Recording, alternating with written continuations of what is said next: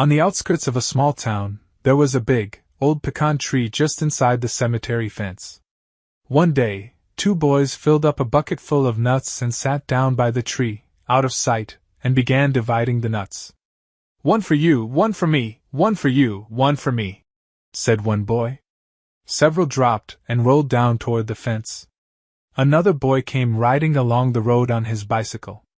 As he passed, he thought he heard voices from inside the cemetery. He slowed down to investigate. Sure enough, he heard, "One for you, one for me, one for you, one for me." He just knew what it was. He jumped back on his bike and rode off. Just around the bend he met an old man with a cane, hobbling along. "Come here quick," said the boy. "You won't believe what I heard. Satan and the Lord are down at the cemetery dividing up the souls," the man said. "Beat it, kid, can't you see it's hard for me to walk?" When the boy insisted, though, the man hobbled slowly to the cemetery.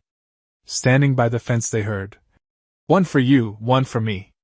One for you, one for me." The old man whispered, "Boy, you've been telling me the truth. Let's see if we can see the Lord." Shaking with fear, they peered through the fence, yet were still unable to see anything. The old man and the boy gripped the wrought iron bars of the fence tighter and tighter as they tried to get a glimpse of the Lord. At last they heard, "One for you, one for me. That's all.